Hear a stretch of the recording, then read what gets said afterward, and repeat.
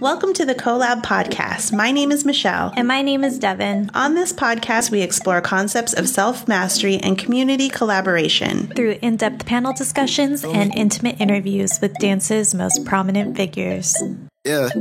She my peanut butter jelly snack, pull it ride, but she painting. That's my sunshine when it's raining. That's my boo, yeah.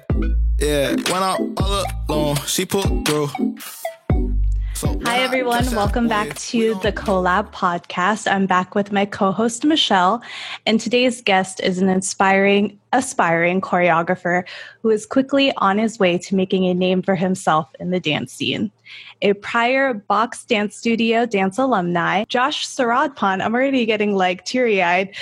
Josh Saradpan is not only considered a dance friend, but has also become part of our Forever Dance family.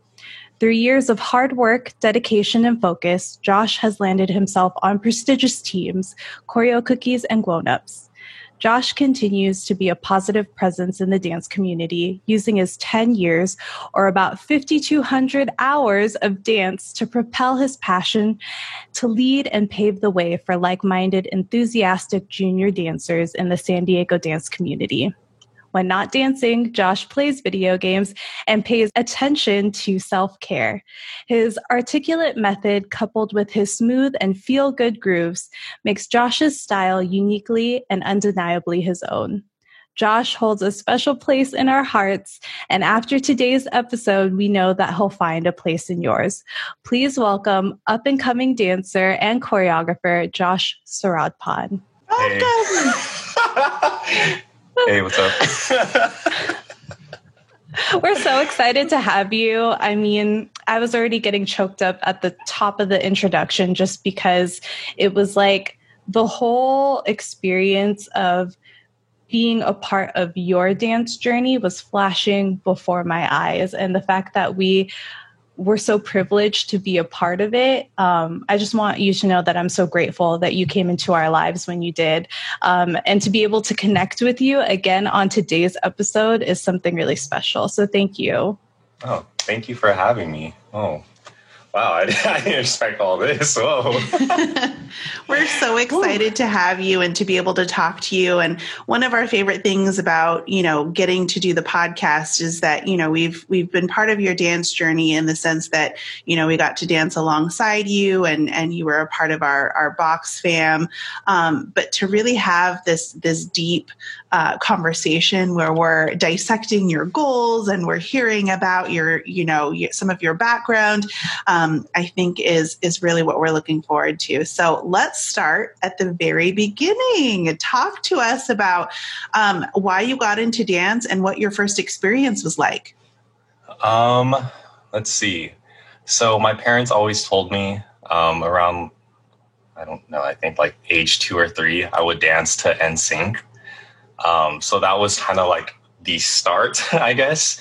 But also my uncle, Eric Saradpan, he created Formality. So he was already in the dance scene.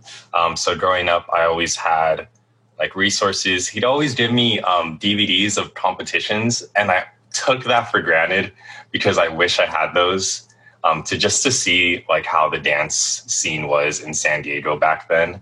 But I didn't really start getting serious into dance until I think it was maybe when Step Up 2 came out, and the whole ABDC scene with Jabbawockeez, that just changed my life because I was like, yo, they're from San Diego.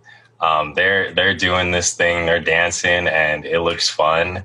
And then to see them on the big screen in Step Up 2 was like, yo, this is crazy, honestly. So it made me want to freestyle more. And then I didn't join a team until 2011 with you two and the Box. Started off on Ripe. And that was okay, I don't know if you two know this, but I wasn't supposed to audition. So Jay Moore, he called me one day. It was the first rehearsal. And I think after school, I was just playing Call of Duty, just out of nowhere. And he called me and he's like, hey, you want to come watch this rehearsal? And I'm like, not really. But somehow he convinced me, and I literally thought I was just going to be watching this rehearsal. Then I learned the piece and auditioned at the end. And then I was like, wait, what just happened? Then I got on the team. But, you know, I always think about that moment. Do you guys know about the butterfly effect of how like one decision basically changes the whole outcome? I always think of that as like a prime example of the butterfly effect. Wow, I'm going on a little tangent. Blah, blah, whatever. So blah, blah. Then I go on to Raw because the teams are split. Ripe was the adult. Raw was the junior team. I was on that until 2012. Yes, summer of 2012. Yeah. After that, I joined Otay Ranch All Male in my sophomore year of high school. Sophomore or junior. I'm getting all these years mixed up. But yeah, Otay Ranch All Male. Basically just a team of brothers that I still talk to this day, still have connections, and yeah, really, really fun times with them. And then I think junior year of high school, I joined Ill Habits.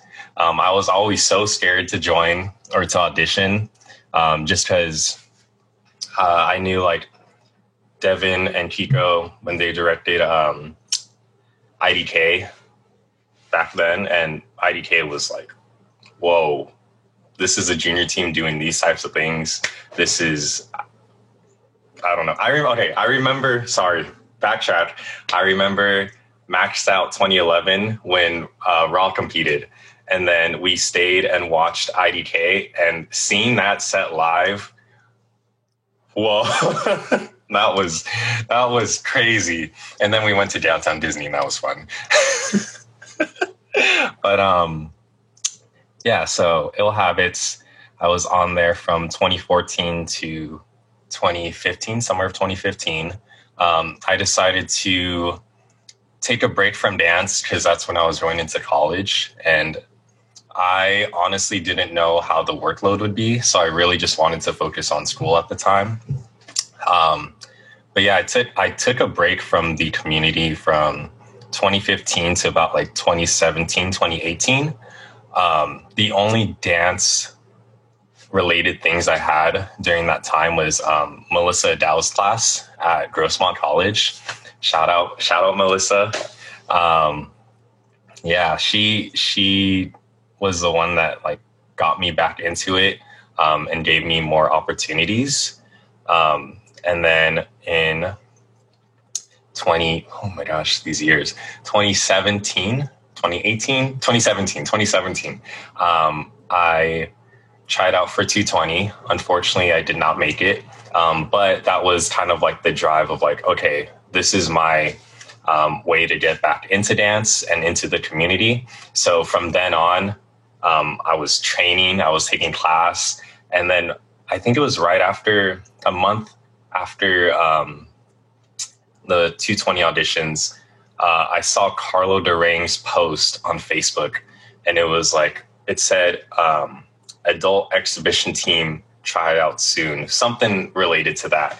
And I was like, yo, I think this is a sign.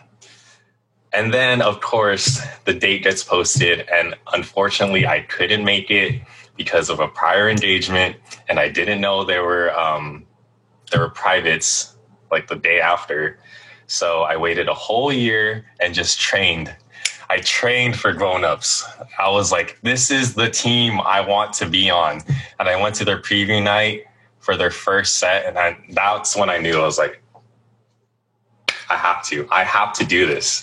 So I trained and trained and trained and got uncomfortable with training because it was so hard to get my body back to just dancing. But eventually I did it. 2018 came around, tried out for grown-ups, and that was super intimidating because there were over, I think it was 120 people that year that auditioned. Yeah, it was. To think about it now with COVID, that is really, that's weird. But yeah, 120 plus people. I was like in the middle. So learning the piece and then having to watch group after group and just like feel the nerves build up was scary. But eventually I made Grown Ups. Amazing first year with them, amazing second year with them. And I was able to perform at my first Body Rock with them, which was always on like my dancers checklist. So that was an amazing moment, amazing time. And then actually a year ago, I think, so tomorrow will be a year since I got the text from the Cookies directors about the invite. And then we went through, me and I think it was 7 or 8 others. We went through like a month and a half of training with Cookies. And I think it was around Halloween time. That's when they sent me the text that I made the team. So that's when I made Cookies. And unfortunately, the season was, cut short due to COVID, but I was able to perform in Houston with them. And to go out of the state and perform with Cookies as my first performance was, I was crying so much before we went on. It was, it was a fun time. And I actually have rehearsal tonight with them. So I'm excited. It will be fun, but yeah, that's pretty much the journey so far. A lot of like that. And yeah, that pretty much sums it up, I think. Hopefully I didn't miss anything. That's awesome. It's so incredible to know you at the beginning of your journey and see how you've blossomed into this, just really incredible, really disciplined, really focused, aspiring choreographer and dancer. I know for one, and, I'd love to hear Devin's thoughts on it too, but, when you were dancing with us, you were one of those dancers who really just took in the notes. You were very serious about it. And whether you were serious about it, like pursuing it as a career when you were dancing with us, that's a different story. But I just meant like you were very focused on like taking the criticism and taking the feedback and really applying that and growing from it. And I think that's why you've become as successful as you are today, because you're like a sponge and you absorb and you try to learn as much as possible. And I think that that's really important when you're trying to pursue a career in dance. And I'd love to, like I said, hear Devin's thoughts on this, but I'm going to give Devin a second to think. And then Josh, I would love to hear, what are some tips or what is a piece of advice that you would give to, young aspiring dancers that are maybe starting out on a junior team and want to be where you are dancing with Cookies in Houston? Word of advice, I think just have an open mind. And like, I think my mindset when it comes to dance is just work hard, but have fun while doing it. I think when you take yourself a little too seriously, that's when you start to get really anxious with your thoughts, and you start to criticize yourself a lot more, which I've found myself doing a lot lately, especially with, this break from dance and COVID. But I think it was a great reminder with my function kids that I direct, and seeing a lot of them as young dancers who this is their first team. This is their first exposure to dance. And I like to tell them, like, just have fun. Every time we learn a piece or we run the medley or anything, the last thing I always say is just have fun. Like, just do it. Just have fun. And that's like a core thing I hold to, just having fun. I started dancing because it was fun, and it's a great reminder of like, okay, maybe I'm taking myself too seriously right now. I have to remember why I'm doing this, and it's because it's fun. And it was a release for everything. And a way to express when I couldn't physically express it through words. So just remembering that. That's such great advice. Do you feel like you're talking to like your past self when you say that, those words of wisdom? Is that what you would tell like how old were you? 15, 14? When I joined? Yeah. I think I was 13. 13? Is that what you would tell 13-year-old Josh? Like if you could go back in time? I would tell him that and I would slap him. Just because I could. Oh no, actually I would slap him because just this is unrelated, but his fashion sense and just who he thought he was, man, he thought he was the ish back then. Nope, you were not. You sucked. Oh my gosh. I would say that a lot of us probably feel the same way if we could go back and tell our younger selves, like, you're not as hot as you think you are. You know what I mean? But to circle back to what Michelle said, I do agree that there was a specialness about you in that you always came to rehearsal with the mindset that you're going to work hard, that you were there to learn, and like you said, to have fun. And so I just want to thank you for always bringing that amount of dedication to every rehearsal. And I mean, like, I learned a lot from you when we were, able to work with you, and we can get more into that later. But I also want to just shout out to Jay Moore for really like being the catalyst to like get you to the studio. Cause I did not know that story. I had no idea. I've known you so like for how long now. And I always knew that like Jay Moore and you kind of like came as a pair, but I didn't know that he was the one who like convinced you to put Call of Duty on pause for a second and come out to the studio. So I'm so glad that he did. That's awesome. If it wasn't for him, I probably wouldn't be dancing. It's crazy to think about, but yeah, that's just how it is. That's so crazy. Yeah, I know. Shout out, Jay Moore. Thank you. So, Josh, you mentioned that you have rehearsal later. What for? And I also want to talk about rehearsal just in a time of, shelter in place and COVID and the current pandemic. So, talk to us about what rehearsals look like. And I didn't even know that you guys were still rehearsing. So, for tonight, it's we're having our first in-person rehearsal for Cookies. We've been having remote rehearsals sparsely throughout quarantine. The first ones on Zoom were just like catching up, just keeping team chemistry up. We've tried to do like game nights, but on Zoom it's really laggy, so that didn't really work out. And then there would be some rehearsals where we learn pieces and whatnot. But as far as today, it's the first one we're doing in person. And we're just taking the same protocols that we would at Studio Effects.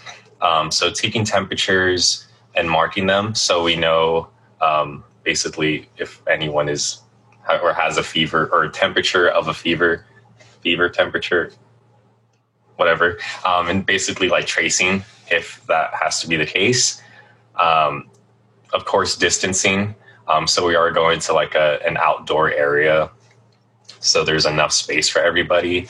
And then even if, let's say, someone isn't comfortable with attending, we'll still have it on Zoom so that they could still do it at home.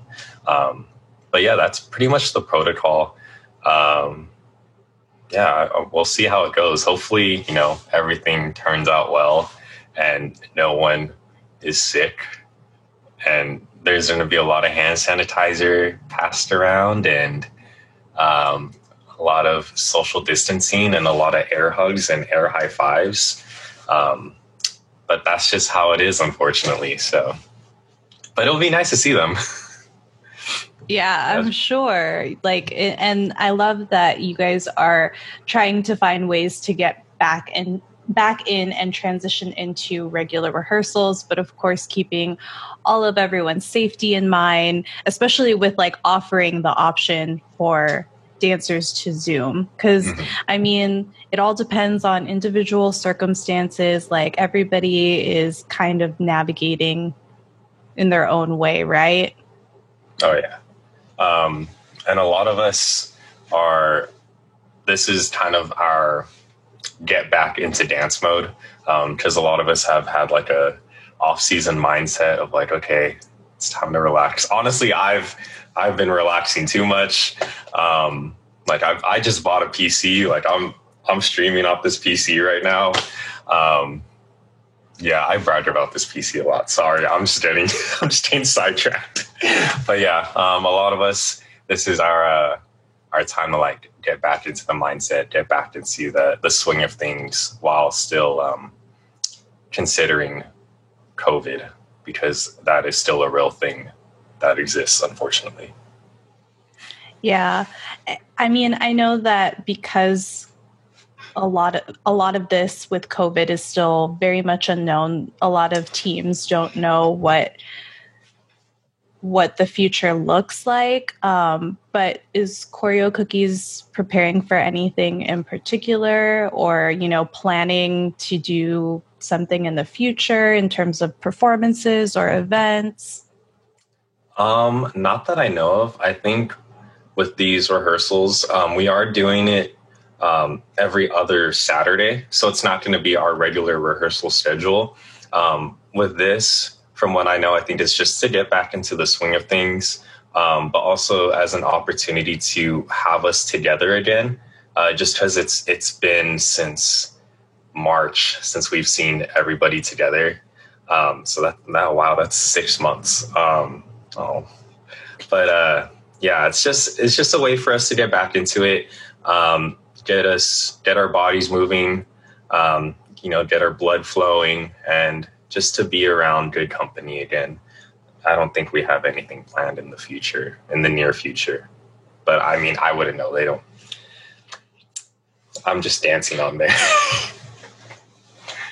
Just going to put it out in the universe. Like, it would be amazing if we could have like a virtual dance show. I mean, I realize that would be a lot of coordination, and I'm not one to like speak on it, right? Because I'm not as involved in the dance community anymore, but I know that it was really hard for a lot of teams to see all of their competitions, shows, and events kind of just drop. I know that a lot of teams were preparing for some big competitions, and like my heart breaks for you guys. But if someone can organize a virtual dance show, like I would buy tickets to that, you know? Oh, so yeah. Just putting it out there. I know Studio North in Canada had like a showcase with their studio. Basically, they prepared all these different sets and then they streamed it. And then I think Chapkus is doing the same thing in the near future. But yeah, that brings me back to Vibe. We were so close to being done. And then, COVID was announced and it spread. And yeah, that honestly hurt. That hurt so much because I was so ready. Well, I was very nervous, but I was very nervously ready to perform out on that stage and that venue, because that venue is huge. And it's international, and I think there's a live stream for it so people at home can watch. But I think the set was going to be a really good set, but we'll see what happens with it. We shall see. Yeah, so I mean, I think we can all agree that 2020 has not been the year for us, and particularly in the dance community. So, we've talked a little bit about how the pandemic has affected just our way of life. We're so used to interacting in person, and we kind of got the rug ripped out from under us, and I think a lot of us as dancers thrive on that connection in person. And so to even though as a dance community we've adapted, and we've done Zoom rehearsals and, Zoom team bondings, it's still not the same, because we're exactly like you said, Josh, like tonight's probably going to be a lot of air hugs, but we're such a tight knit community that it seems so contrived and forced, because you want to give your dancer friends a hug. You want to, put your arm, on their shoulder and ask how they're doing. And we're just so connected in that way. So COVID has definitely impacted the dance community in that way. I want to talk a little bit about how the dance community has evolved from when you first started to where it is now, 2020. Like I said, we've had a lot of things happen in the dance community with racism and sexual misconduct. So I'd love to hear your thoughts on how the community has evolved and kind of what your opinions are on what's next for the community and how can we overcome all of this?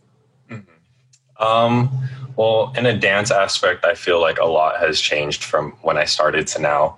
That would include, music choice, choreography, like all the intricacies and musicality that has evolved. There are some crazy, like 1 and 2 and 3, like I get scared of those too, but a lot of that has changed. And I think speaking on like worldly issues and national issues, I think with 2020, because we were on quarantine, there was a lot more time to make ourselves aware of these things. I think the dance community has really done a good job of, bringing awareness. I've seen leaders put on workshops talking about like anti-racism, or even there is that, I forgot what the organization was, but the, oh my gosh, I'm blanking. The sexual misconduct live stream that was put out, I think like a couple of weeks ago. Basically, there were, I think, like a panel of 6 or 7 therapists, that went through different types of trauma and how to basically heal from it. And that was an eye-opener. I think a lot of this is just eye-opening because within the community, there were people that, have done a lot of sexual misconduct or sexual abuse, or even racism.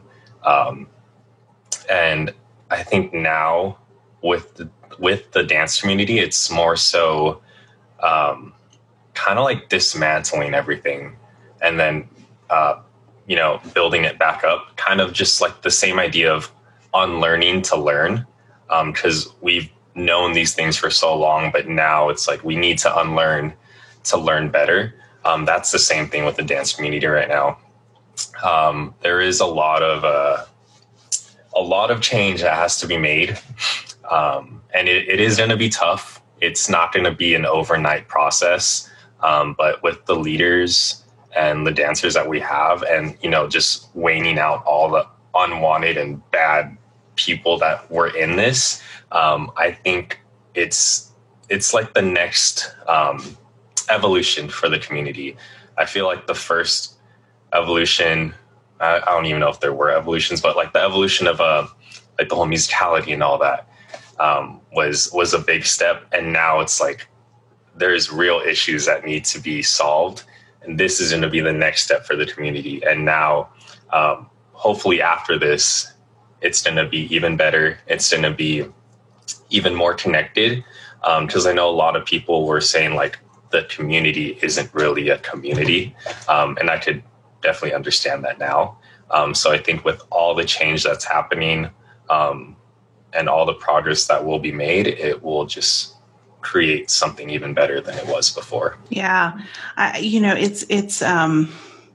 make a good point about dismantling and sort of rebuilding the community. And I think in light of, shelter in place and COVID, it's really given us not only a time to really dissect these issues, but also just reflect on these issues. And I think it's an opportunity for us as a dance community to hit the reset button and say, okay, let's wipe this slate clean and now let's start over, but let's start over better than we were when we started back then, right? Just as people, right? Because I think in the dance community, and I'm sure it exists in other communities, we've always thrived on really being immersed in the community. And that means being good people, that are positive and that share our light with the world. And so I think it's really an opportunity for us to do that. So thank you for sharing your opinion. I think it's really valuable.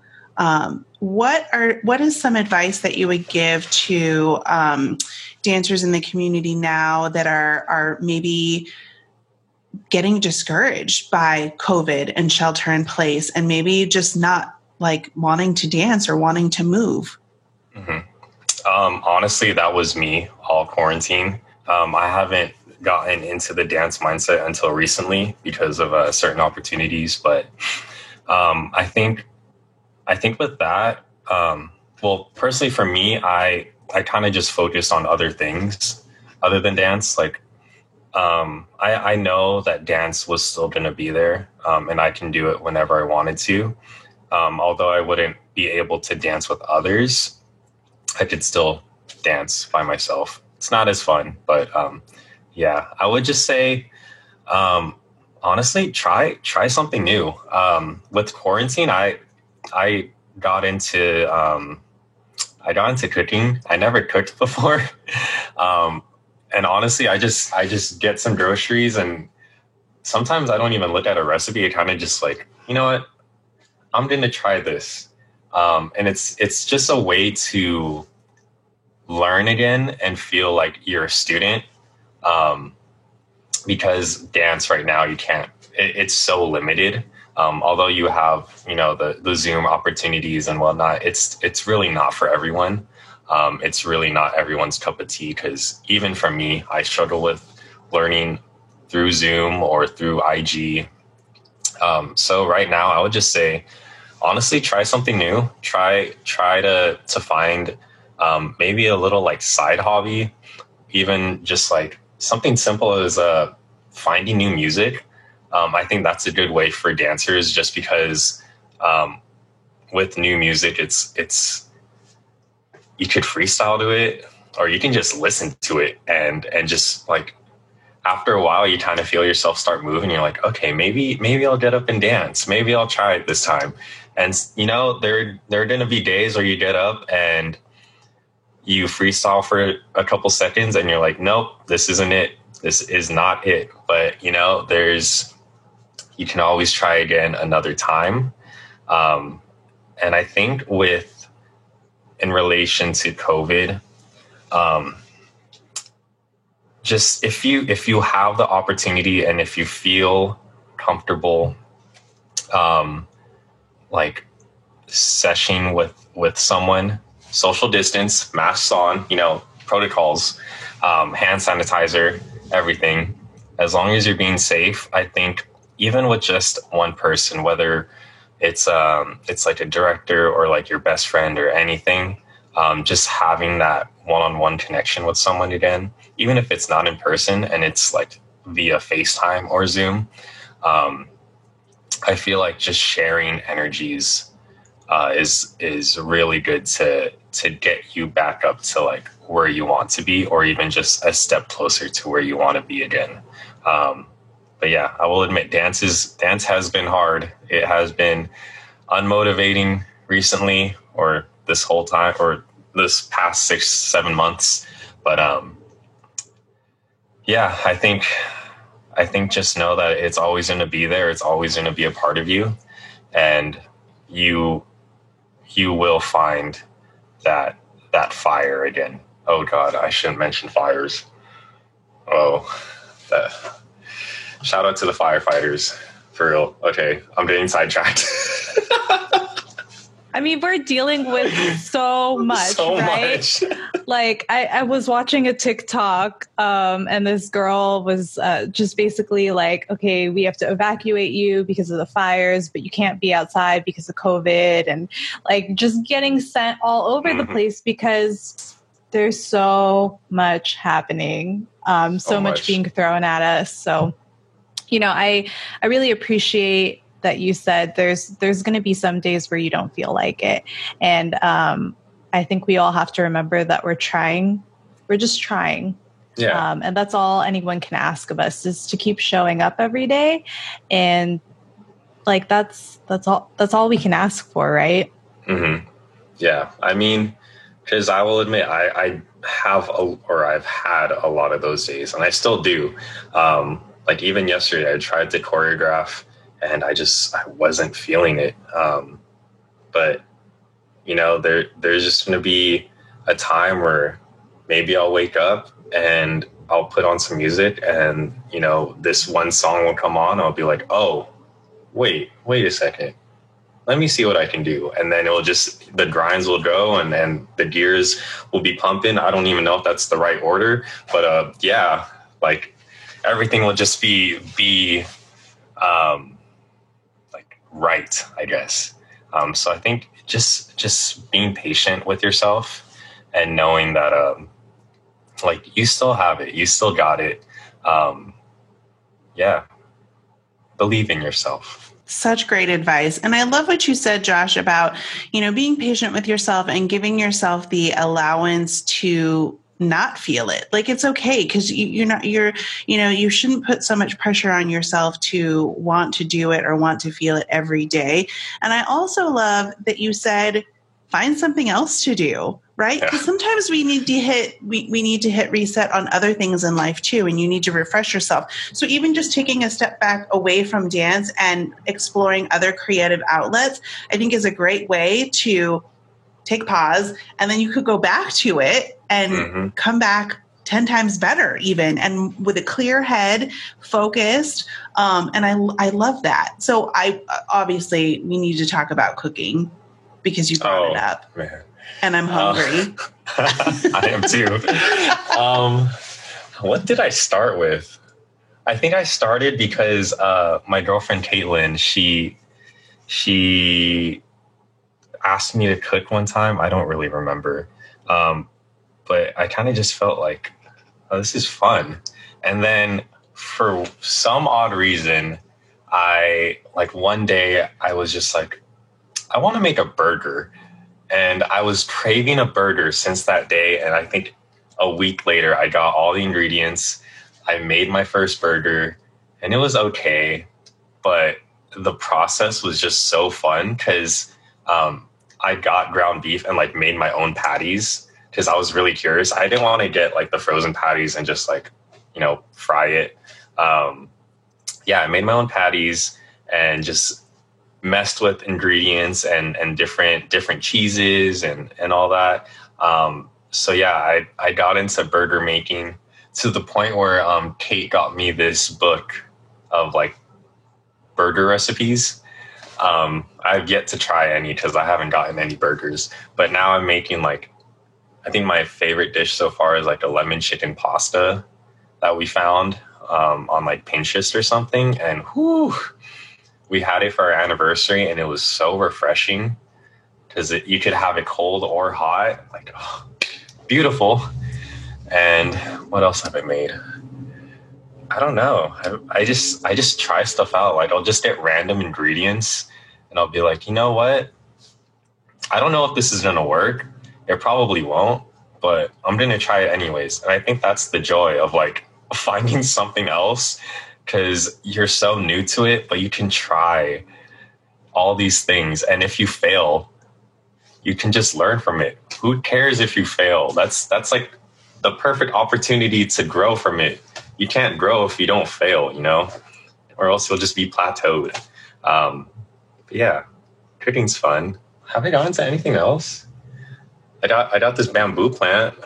I wouldn't call myself a plant dad, because I only have like these, but this has grown. Okay, I'm getting sidetracked, but this has grown some leaves since I got it, so that's cool. Yeah, I don't know. I mean, I think that's pretty impressive if it's still alive. That I think that is a huge feat in itself. And you said that it grew. I mean, I applaud you. I'm pretty sure it was just these 3 strands, and I think these grew out of it. So yeah, I got this like a month or 2 ago, but it's pretty cool. Got a little frog on the vase. So just put it on top of my PC and let the sun hit it, water every day.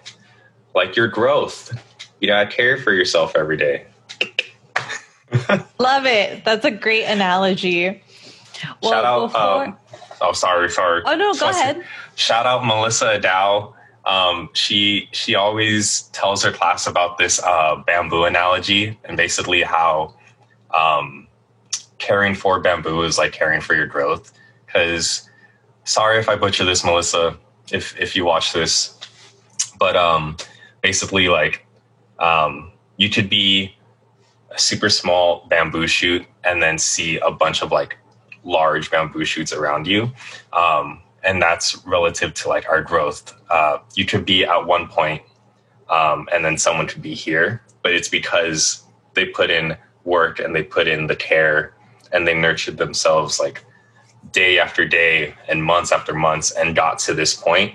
Like you can't get to that point right away. You have to really just really care for yourself and like give yourself that water to grow and be, tall like them in terms of growth. I love that. That's such a great analogy. And it brings me to my next question, because when we were prepping for the episode, one of the things that you said that you like to do outside of dance, aside from cooking, is self-care.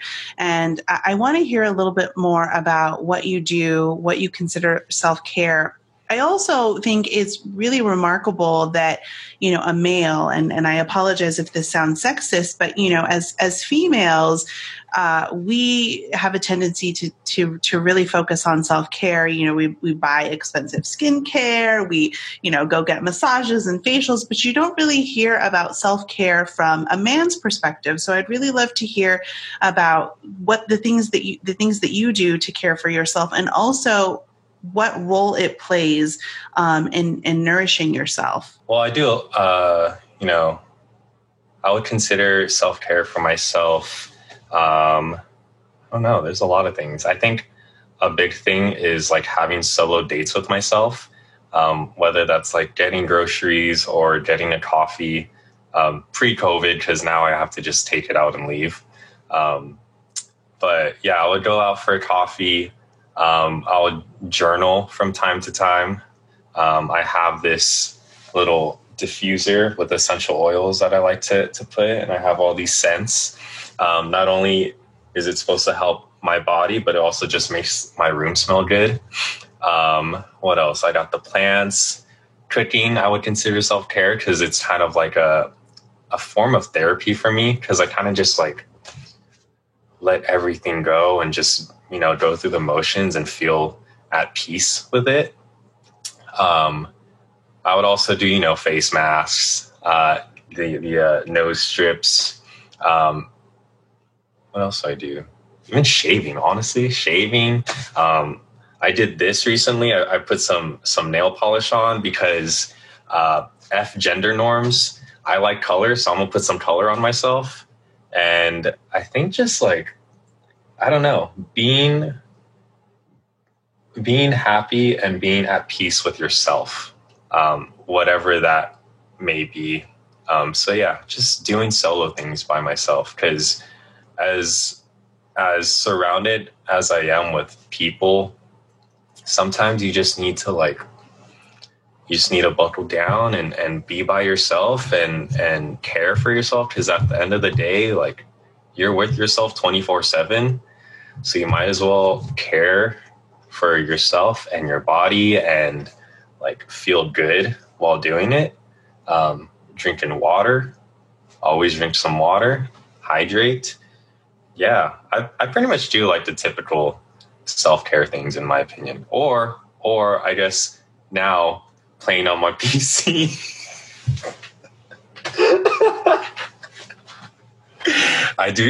I'm on this PC so much ever since I got it. I would stay up till like 4 a.m. just playing games. I'm not even gonna lie. What kind of games are you playing right now? So with this, I am playing a lot of like old Star Wars games that I can't play anymore on systems because either they're outdated or they just don't sell them anymore. So luckily, the ability of having a PC is you have the ability to play older games. And also I've just been trying to find like games on sale. But yeah, a lot of old stuff because it brings that nostalgia factor into it, and it makes me feel like a kid again. Makes you feel like, you know, just left school, got home, did my homework, and now it's time to just game all night until I have my bedtime.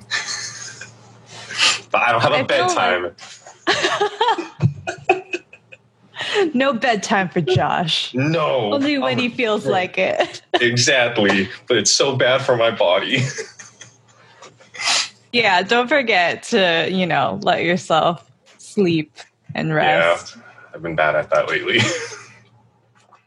I feel like there's been a resurgence of like retro and throwback things. I don't know if it's because of COVID or we were just in that particular part of the cycle, you know, how fashion cycles itself and everything. But I'm glad that it's here because, like you said, there's nostalgia, there's comfort in it. And a lot of us are looking for good feelings, good vibes to surround ourselves with. Oh, yeah, especially now. Especially now. And on the topic of self-care, you know, I want to circle back to what you said. Like the most important, the longest relationship that anyone will ever have is with themselves. So like you said, you know, you're with yourself 100% of the time, and we have to be mindful of filling up our own cups so that we can pour and give to others. Mm-hmm. And that's very much a part of your role as director of function. So I want to talk a little bit about that. How has it been transitioning to being a teacher? Because, you know, like I've known you as a student, and before COVID, we actually had the opportunity to take class from you. And that was a whole different like Josh that we got to see. Yeah. It was so crazy. We're like, I mean, it was like, yo, he's teaching the class and he has like a commanding presence. Like, Michelle, you need to like stop goofing off. Like, don't talk to me during class. I gotta pay attention to Josh. He's trying to teach. But yeah, what has that been like being on the other side of it? Oh, it's totally different. But bringing it back to that moment, that was such a full circle moment. I never thought there would be a day where I'd be teaching you two and Dylan. So to see you three take my class was mind blowing. Like when you three walked in, I was like, wait, what's happening? And then you took it and I was like, whoa, this is, words can't even describe it. It's just so full circle. But teaching is a whole nother monster in itself. It's still being a student because a lot you learn on the go or like through experience, and you're not going to be perfect at it. I would say I'm definitely not perfect at it. I'm still learning, but you do have like mentors and people that you can go to for advice. And honestly, it's tough because you do have to really think a lot about the team. I feel like throughout the season, my mind was racing a lot. There would never be a time where I'm not thinking about dance because I either have function or I'd have grown-ups or cookies or class. So my mind was always just racing. But it's honestly so worth it because just the joy that the kids have to be around each other. And mind you, like, so when we first had auditions, a lot of them were first time dancers, or it's their first time at the studio, and none of them knew each other. Maybe a couple here and there, but just seeing how close they got throughout the season, and knowing that, like, hey, they probably found friends that they'll have for the rest of their life. And then just seeing the freaking growth that these kids have.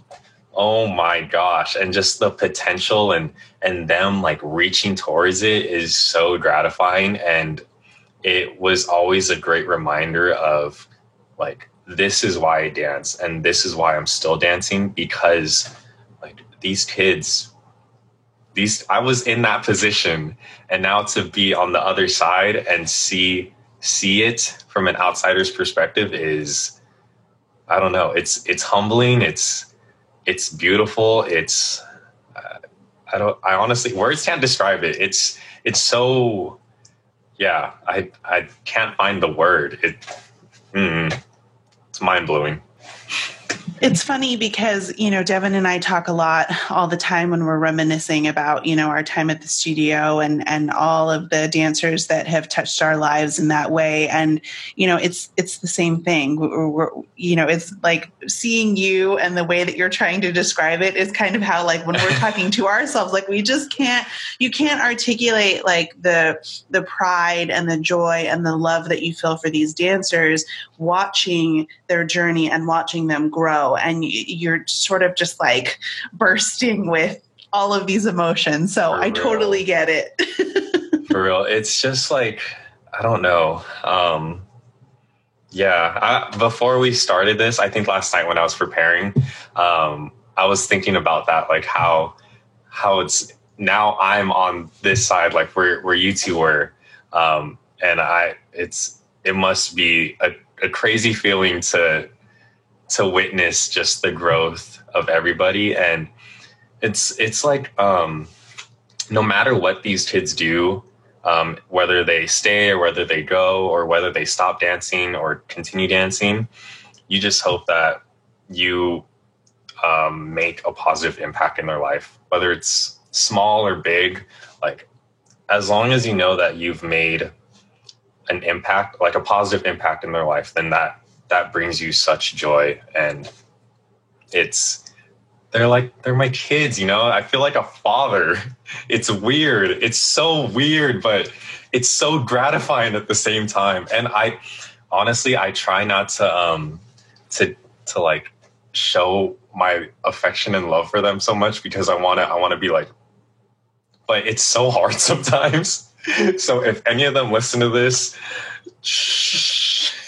It's okay. We'll keep your secret. I know exactly what you mean, because it's like you have to also uphold a little bit of an authoritative figure, right? Like, you're still their director. There's still a little bit of discipline, but you can't help but feel like so connected and so deeply, hard.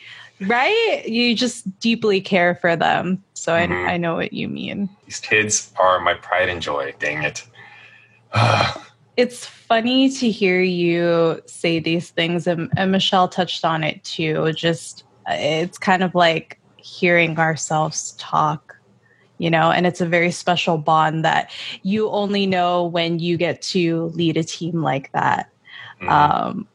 And when I had the opportunity to lead you and so many other dancers at the box, I learned a lot. I learned a lot about myself. I learned a lot about the person that I want to be, the person that I don't want to be. And so I want to hear from you, what has teaching, what has directing taught you? What's one lesson, one big takeaway from leading others? One big thing, I think,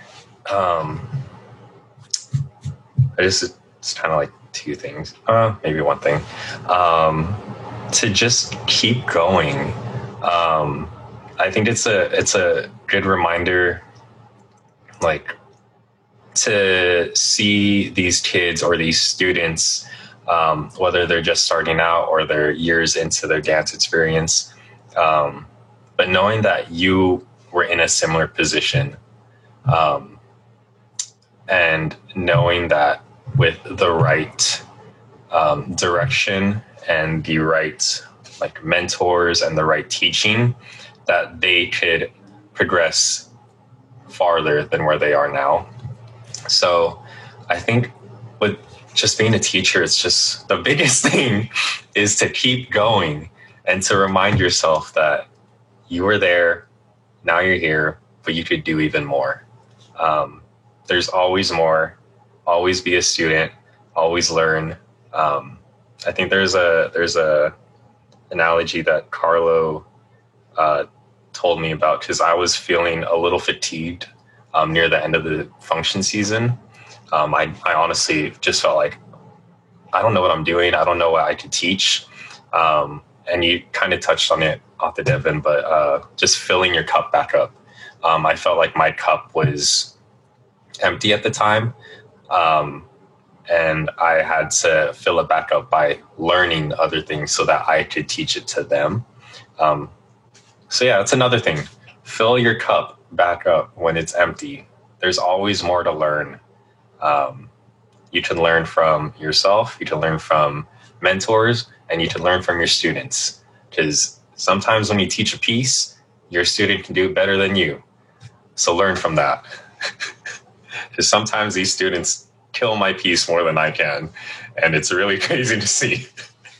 Or they do these crazy things like they'll manipulate the timing or like be in the pocket. And I'm like, why didn't I think of that? What? Thank you for that. That's great advice, Josh. I think it's really important, you know, if you're aspiring to be a director or even a teacher, it's really important, I think, to have that self-awareness, you know, so that you can improve upon your own skills. You know, self-awareness is important, you know, wanting to learn and improve yourself. And like you said, just keep going, because it's just, you're never going to be on that trajectory if you stop, right? Because you'll just stop. And, you know, so I think it's really important. It's really good advice to just keep going, just keep swimming. Yeah. Like Dory would say. And honestly, I feel that if you feel that you are plateauing, even just taking a break. I mean, I've taken 2 significant breaks, I feel like, because there was the time where I took a break in college from 2015 to 2017, and then this quarantine break. I think just stepping aside and like doing you without dance or without your passion for a while, just to reconnect with yourself and then take some time and then get back into it. Then it's like, okay, now I gotta play catch up, and now there's that growth that you could take. And that's how I've felt like, you know, getting back into dance back then and then getting back into dance right now. It's challenging and tough, but it's also gratifying, and you realize how much you miss that and miss the feeling of growth. And even when you struggle, because I have struggled so much this quarantine and like getting back into it, now I get frustrated, but then a day later I'll be like, wait, I kind of miss that, because that means I can grow from this. That means that like I'm not good at this, but I can get to where I want to be if I put in the work. So yeah, that's a lot of self-awareness. And if you don't have that much, I think it just comes with time and like talking to others, informing yourself. And yeah, I honestly would not have this mindset if you were talking to me 10 years ago, but you know, time really does make you wiser, hopefully. I love what you said, Josh, about taking a break and really emphasizing that. I know we talked about it earlier in the episode, but, you know, I hope our listeners can take that as a really important takeaway from this episode. You know, I think that there's this caveat with pursuing your passion, right? Because you're really passionate about dance. And the caveat is, okay, it's your passion, so you should be doing it 24/7 all the time, every day, every single day for the rest of your life, because you're passionate about it, right? But passions can fizzle, or passions can, maybe not be as strong, right? It comes in waves and it fluctuates. And I think it's really important, like you said, to take a moment to yourself and take a break, and whether that be a small break or a significant break, to really rejuvenate and reset yourself, so that you can reignite that passion. Because, it's not always going to be full on 24/7, right? Oh, yeah. So, I love what I'm getting from this is really taking a moment to care for yourself, and taking that time that you need, like you and Devin said, to fill your cup. So I really love that. Thank you. Yeah, because not everybody's going to have the same mindset. Like, there will be people that could do it 24/7. But then there are people like me that I can't do this all the time. I need a break. So yeah, really just, if you need to take a break, it's okay. It's honestly okay. Yeah, I think this quarantine has taught me that you don't have to be in that 24/7 mindset. You could take a break, whether it's 5 minutes or 5 months. You could take that break, because when you get back into it, you'll be like, all right, it's time to grow, time to do better. Yeah, there's just so much opportunity for growth when you take a break, in my opinion. Speaking of taking breaks, we're going to take a quick break in this episode to switch over to our rapid fire questions. All right, Josh. So what we typically do is I set a timer for 30 seconds, and I am notorious for letting it go a little bit longer than 30 seconds because I think that this is such a fun segment. So I tend to go a little bit over. But it'll be roughly 30 seconds. And okay. Devin is just going to fire off some questions. We're going to get through as many as possible. The idea is to answer as fast as you can, but, no pressure. You only have 30 seconds. We'll see if I can answer even one. All right. So I've got the timer set, Devin. All right, Josh, are you ready? I hope so. Okay. Good luck. Ready, set, go. Student or teacher? Student. One word to describe your dance style. Smooth. Choreo or freestyle? Oh, choreo. Favorite video game? Oh my gosh. Right now, Halo Wars. Solo or with a team? Team. Favorite piece you've choreographed? Oh my gosh.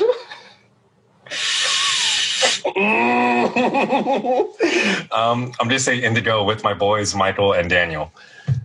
Favorite TV show? Office. And that's time. That was really good. You really caught me off guard with that video game and the choreo one. Oh, I was not expecting those. We love The Office in our house too. In fact, I was just telling Devin today, I love it. World's best boss. I was telling Devin today that my husband changed our Wi-Fi network to Shoe-La-La, which I don't know if you remember, but that's Michael Scott's shoe store idea. It's one of his many ideas. This is unrelated, but my Wi-Fi is called Bill Y the Science Fi. I love it. One question that we didn't get to that I do want to know from you is, what's your favorite self-care practice? Self-care practice, my favorite one. I think if COVID weren't a thing, it would be getting coffee. I love like going to different coffee shops and just getting like either a cold brew or just like an iced coffee, or if it's cold, just like a warm cup of coffee and just sitting there. If there's an outside area, I would prefer that. And then just like, observing, maybe people watching or watching the cars go by or looking at the clouds, because it's so serene and so peaceful, and usually it's quiet and I can just relax. That's my one time to just relax and be at peace with the world, even though the world is literally on fire right now and there is a pandemic. So much going on. What would be your top 3 recommendations for good coffee spots Good in coffee San Diego? spots in San Diego. Ooh. Well, if there's one that's not in San Diego that you feel is worth mentioning, we'd like to hear it too. I don't know if... Okay, these are my opinion. And okay, one I would say is Ryan Bros. I usually go to the one by downtown. I get the Ryan's Bash cold brew. Those are dairy free as well, and I think some are vegan, if I'm not mistaken. But it tastes really good. Second one, I would say shout out Seven Seas Coffee in South Park, because my cousin Jairus Remigio works there.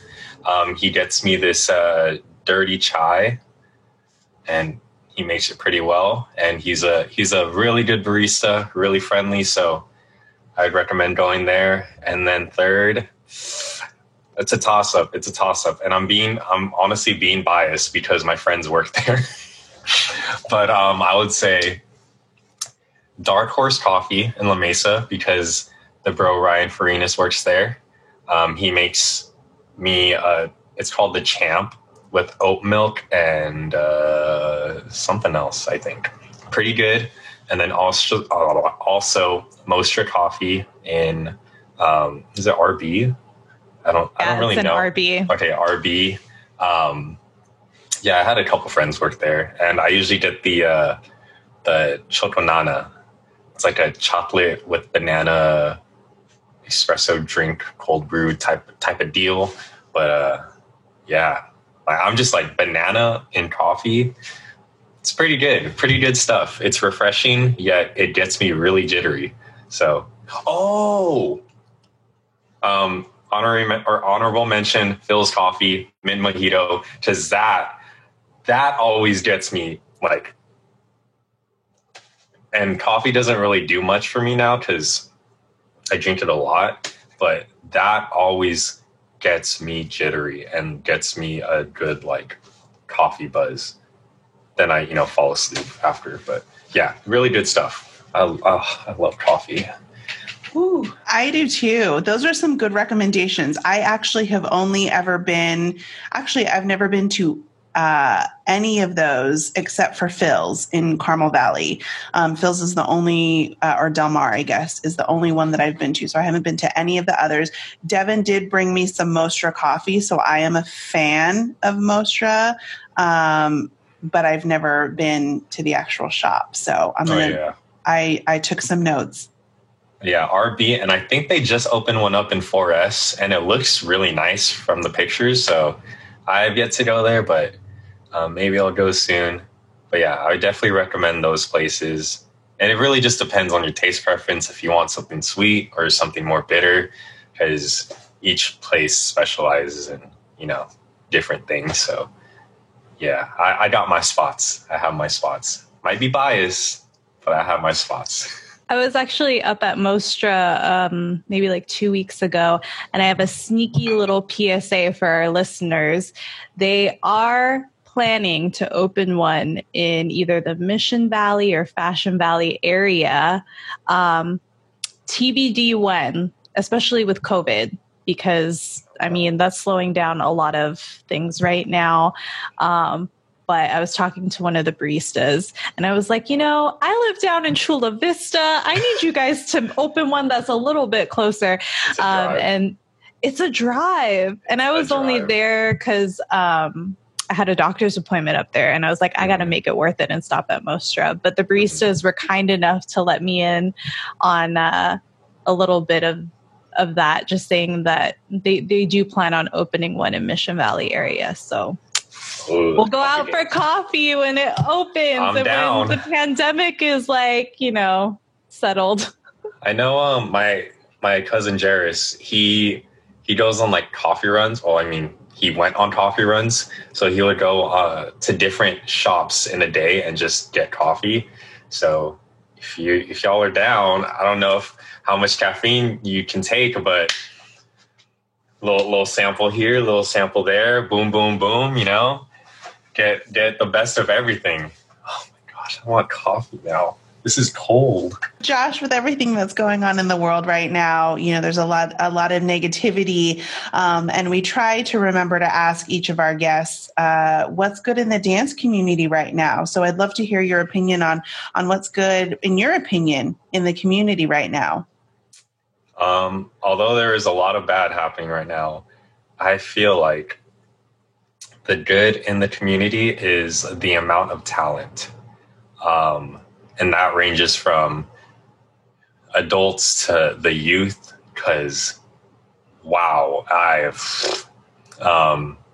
think just seeing how the youth is right now compared to when I was that age it's a whole like 180. Because, like, for example, Ill Habits, I mean, what the heck? What these sets that they're making, I feel like are they can be put in an adult competition and have a chance to place, if not win, because the concepts are amazing. The unison is amazing, or like Chibi Unity.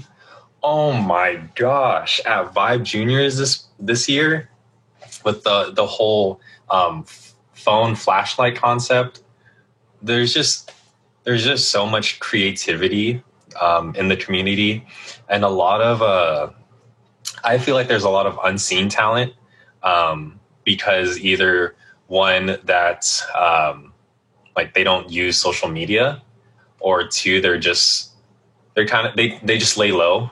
I guess that's the same thing. They just lay low. They don't really put their stuff out there, or they're not like out in the scene or being seen that much. But yeah, the talent is incredible. It's continuing to rise. And I don't know. They're just so good. These kids are so good. Like, shout out to my function kids. Shout out to Side. Shout out to all these junior teams in the community, whether it's in San Diego or, in the US or around the world, because you are making me feel like I suck, because you kids are so good at your age. And I'm here, 23 years old, and I'm like, I can't even do that. Watching you do this is making me feel tired. It's making my body hurt. And I'm just sitting here watching. And what the heck? I don't get it. I don't get how you can do all this in like 2 counts. I can't even do that. And their control, I don't know. They have such intricate movements. They have such control. They know their body. Like, body awareness is so high with these kids nowadays. I couldn't even do this as a 15-year-old. I barely learned how to do or move my body like that recently. And they're doing it at I don't know, ages 12 to 18. Like, what the heck? What are the parents feeding them? What are the teachers teaching them? What changed? What happened? I wish I was that good. They're like, every child is a child prodigy at this point. Oh, yeah. I don't know. These kids. I mean, we had similar conversations when you were that age. Like, why are these kids so freaking good? And I mean, you ask, sort of a rhetorical question, like, why are these kids right now so good? And I think the answer is because of the generation before them. Because you guys were able to take it to the next level, right? Like, it's all been building, right, off of previous dance generations, and now we're at this point where, like you said, everyone's just so freaking good. But that's how we felt when you guys were in the studio. What? This is insane. The way that they move, their body awareness was on a level that we hadn't seen before. So it's pretty exciting to hear that has not changed, and we're going to continue seeing these kids grow and grow. And there's still so much for us to experience in dance. So much. And I can't wait in 10 years when I make a podcast and I interview one of my kids and them saying the same thing, hopefully, that's going to be another full circle thing. If podcasts are even a thing, I mean, I'm sure there'll be a thing, but I'm sure it's going to be like completely different. It'll be like on a this webcam will be smaller. It'd probably be built into this. It'll be holograms. It'll be holograms. Like, you just go like this. It'll be, I don't know. Yeah. And Devin, she said the same thing. You know, we were having the same conversation when we were watching you, dance with all the other kids at the studio. So, and I also think it's a testament to, who you are as a leader now, Josh. I don't think you're giving yourself enough credit. I mean, I think these kids are probably pushing themselves because they have a great leader like you. So kudos to you for being a great leader. You have to be acknowledged for that because we've seen the work that you do, not only as a teacher, but just as a leader in the community. So you got to give yourself credit, man. Thank you. I try. It's still weird. I'm still adjusting to like this leader position. But it's definitely a whole another monster in itself, and it has its downfalls and its consequences. But at the end of the day, it's so gratifying and it's so amazing to see the impact that I could have on these kids or these students or just anyone around me that's willing to learn or listen. And yeah, it's I guess I don't really think about it too much. I still feel like I'm that 13-year-old kid. Was it 13-year-old kid that went to auditions not even wanting to audition and ended up auditioning and made the team. That's how I feel like with directing right now. I don't everything's so new, but I'm just learning on the spot. I mean, it makes me sound like a pretty bad director now, but I'm learning everything on the go. Just learning through experience, taking advice from other leaders and other mentors, observing pretty much how others lead, and also just remembering to be a student and to fill that cup back up because there's always so much to learn. So yeah, be a student forever. Yeah. Oh man, I'm a leader. That's weird. It's weird to call myself a leader. Where can our listeners find this great leader? Oh, I will be I teach at Studio Effects. I share a slot with Jairus Remigio and Michael Lee, Tuesdays, 7:30 p.m. So I teach every third Tuesday. Also, we'll be having function auditions hopefully soon. Still trying to figure out, the whole concept and the team and how we're gonna, go through it this year because unfortunately COVID and whatnot. But yeah, I'm mostly at Studio Effects. I'm pretty much there all the time. You can find me on Instagram. It's just my name at Josh Saradpan. That's where I post my pieces and whatnot. Where else can you find me? You can find me on Steam. I don't know what my Steam is. That's the gaming platform. But yeah, I'm pretty easy to reach. Pretty easy to talk to. I don't bite. I'm like really awkward at first. Like there's no reason to be intimidated by me. But once you like talk to me and whatnot, I'll get comfortable and, be weird and whatnot, because that's just how I am. But yeah, there's no hesitation don't hesitate to talk or reach out to me. I'm always willing to give advice or talk or even, just game. I'm open to whatever, and I'm easy to talk to, easy to reach out to. That's pretty much it. Yeah. Yeah. Thank you, Josh. I mean, it's definitely a full circle moment sitting here with you today and reliving your dance journey. And I'll let Devin say what she wants to say, but I'm so proud of you to see all of the things that you've accomplished, in the time that we've known you. And I just want to thank you for being part of our dance journey. You were part of our dance journey as much as we were a part of yours. And we have nothing but love and admiration for you. And thank you for being on today's episode. Yeah, thank you so much, Josh. I mean, I echo everything that Michelle says. It's an honor to know you through the dance community and to see you pouring so much of what you learn and are continuing to learn. Thank you for being a guiding light, especially to the youth.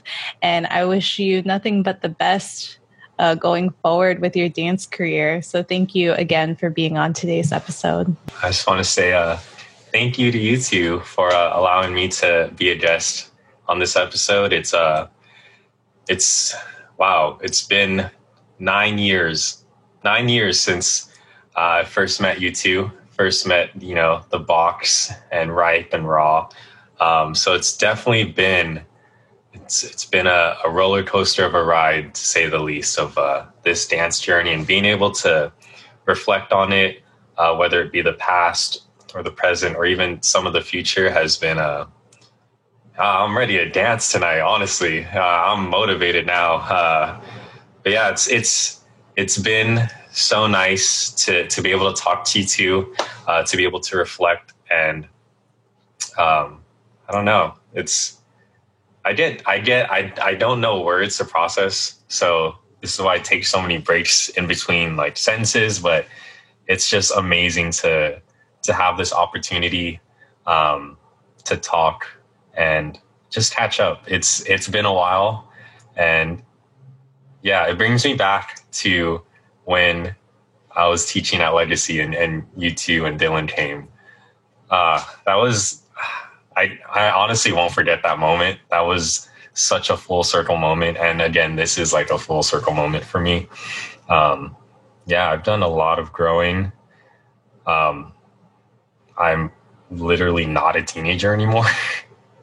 I'm technically an adult, which is weird. 9 years have passed, and I don't know. It's really crazy to think that all this time has passed by and all this stuff has happened in between. But I want to thank you to thank the Box family. Shout out Jordan, shout out Dylan. I miss you too, especially you, Jordan. Hope you're doing well. I finally got into Tyler, the Creator. I know you tried to get me and Jamor onto Tyler back then, and I wasn't vibing with it, but now he's my favorite artist of all time. I even have this. I put it there with this. It says vote Igor, but I'm just gonna put vote to make sure everybody votes and registers to vote. Yeah, I don't know. It's been a crazy ride.